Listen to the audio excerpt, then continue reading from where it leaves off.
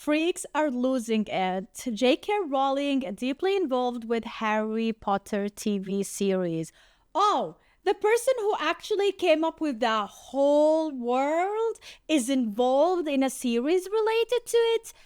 Interesting. How does that even work?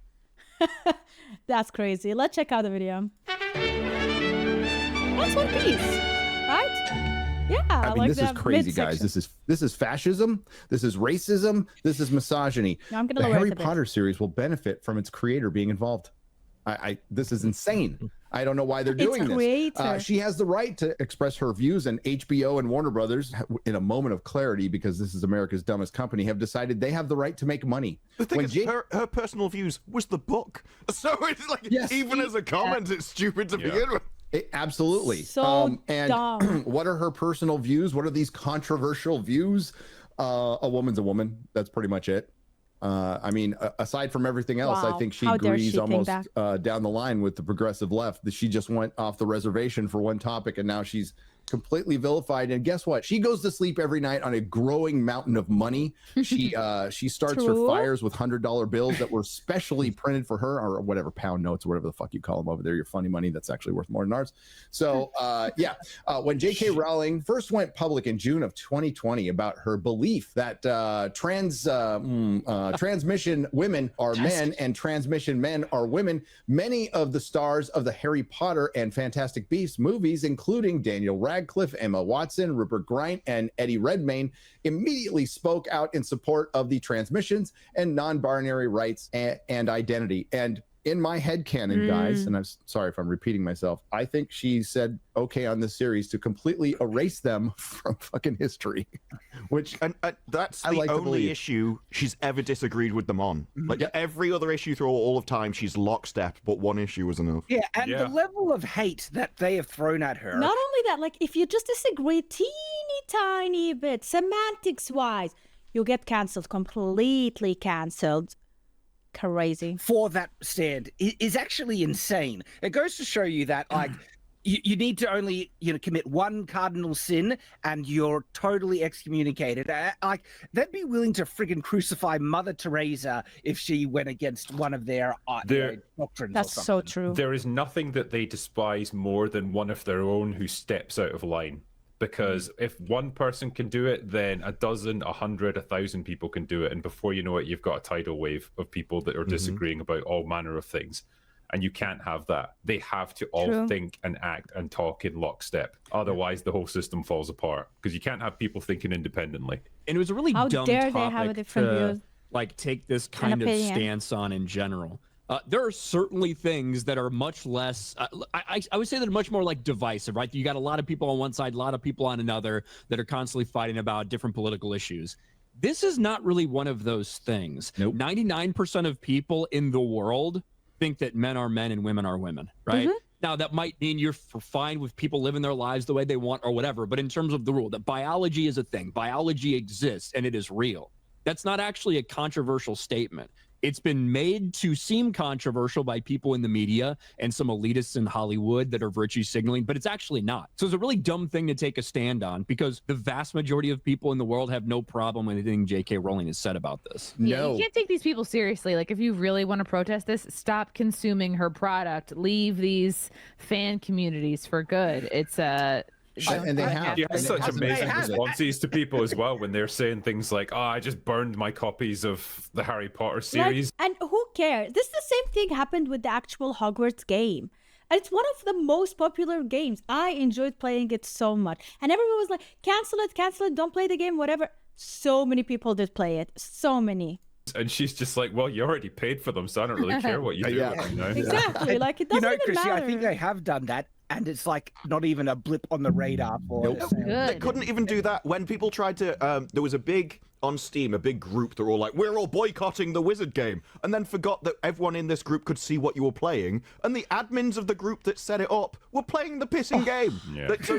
They love Harry Potter so much they cannot stop. She's in a way she's kind of too big to cancel as well.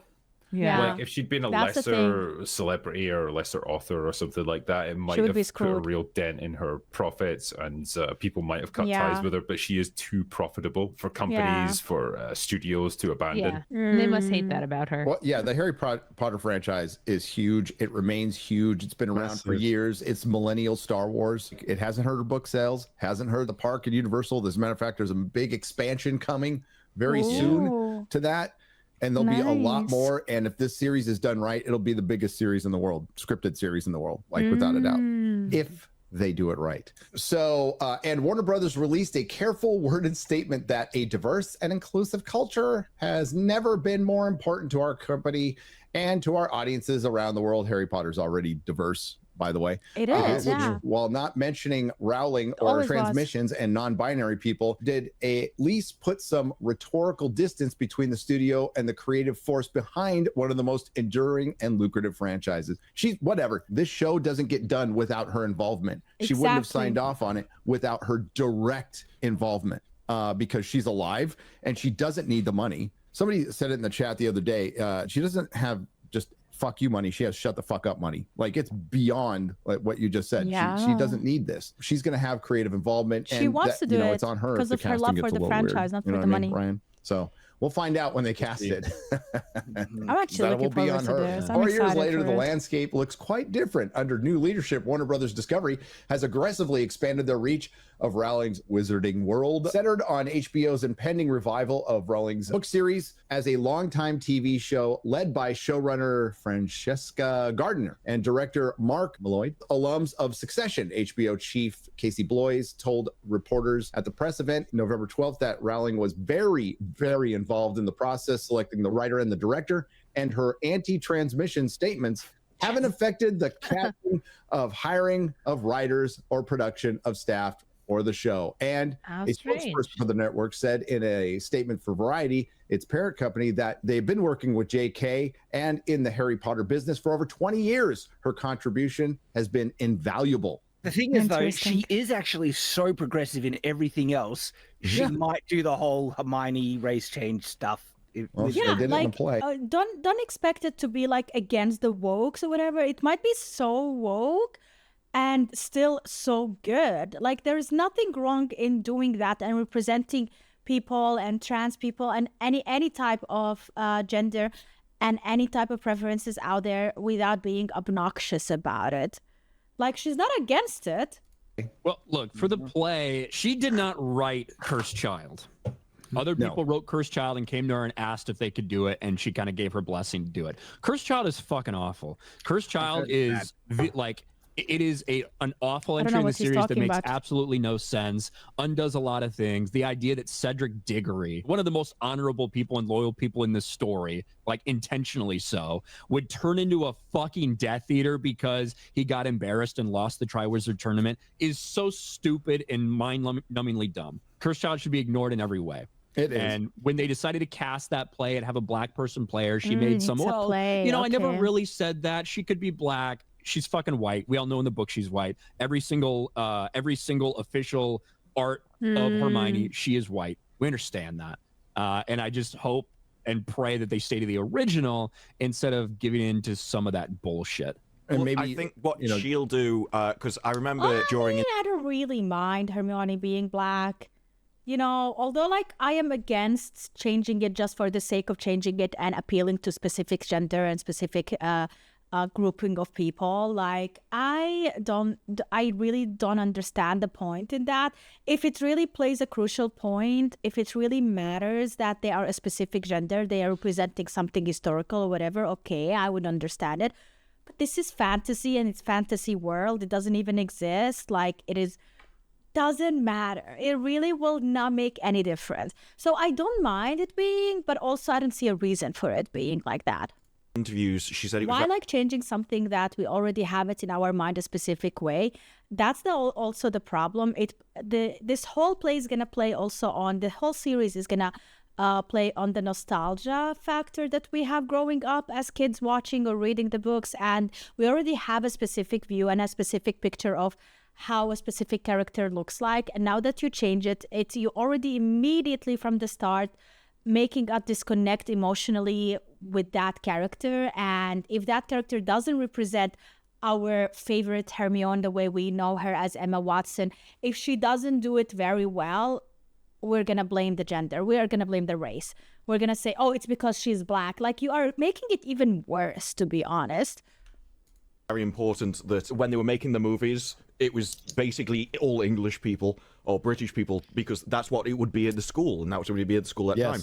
And you might find her doing a school from today's Britain than the 90s Britain when the story was made, and so that could change it. And she's just like, well, it's an updated version, and try and get away with it that way. Harry Potter has to stay in the 90s. It has to. They can't change it. It has to stay in the 90s. I don't really agree with a fantasy world having to stay a specific thing, but also I don't agree with representations that are only relevant today and for the present in order to appeal just for the audience in the present like in the present world. Like, maybe tomorrow we are going to have some other type of preferences, and then this is going to age so badly. That's why I don't agree with doing these type of things. We'll always find a way to change it, Ryan. Don't worry. I know. But I remember that they also had already in the original Harry Potter, they had a couple of girls that were clearly Indian, yes. British Indian. Yes. So yeah, but I think it was the makeup of the country then, and it hasn't massively changed since when the books were written. Well, sure. So you would... It is very representative, actually. There's a handful of black kids. There's a handful of Indian kids. Exactly. One random Asian named Cho Chang, the most Asian name they could possibly imagine for the Asian girl. Like Chinese, I suppose. Yeah, but when you look at the racial makeup of the UK in the 90s when this is set, it's pretty much spot on. It might even be a little overrepresentative, to be honest.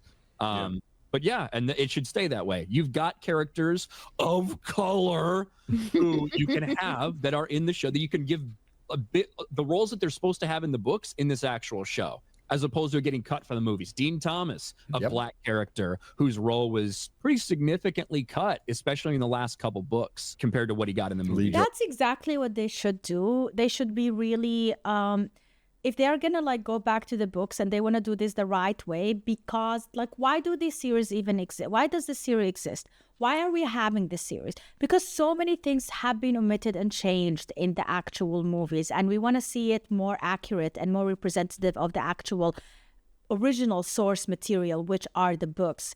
Then do it based on that. Don't add your own thing. Then we're gonna have another problem. Jordan. Yeah. Like, well, Lee's always with Fred and George, like always. So he's their like, black friend. Yes. If they do decide to do it, I hope they go all the way. Not just turn Hermione black. I want to make Ron black. I want to make the poorest wizarding family black. Keep the Cockney accent. Keep the Cockney accent. I mean, honestly, like, Ron should theoretically be the first casualty, because it's always the redheads that go first. Yeah. Yep. To me, I feel like if they're gonna do it, I hope they do it. It blows them in their face so badly, because think of the implications of changing Ron or Hermione. You change Ron to black. You just made the poorest wizarding family black. Congratulations for going in the stereotypes. What if you do Hermione? Point, yeah. I can't wait to see the only black girl get called Mudblood over and over and over. I know. Oh, I can't wait for the black girl to get laughed at and mocked for coming up with the idea of freeing house elves from slavery. I love it. Just fucking do it. and that's what they don't understand. When you make decisions like that, it does actually have an impact sometimes, depending on the story you're trying to tell. It can backfire real quick. So I hope it's not gonna backfire. I hope they are not gonna go there and do that. They don't know what, like, the amount of things that they're gonna mess up. And there will always be somewhere out there someone who is gonna be offended and who is gonna find a reason to hate on it and be like, have bad critiques about it. And then that person's gonna be loud on Twitter or whatever, and then they're gonna have a following, and someone will have to apologize for something they didn't even intend to do. And that's the problem. You know, you are creating more problems, unnecessary problems. You really don't need that. Just stick to the source material, do it the right way, one-on-one, and let's have it the right way, like that, like, honestly. All right, thanks for watching.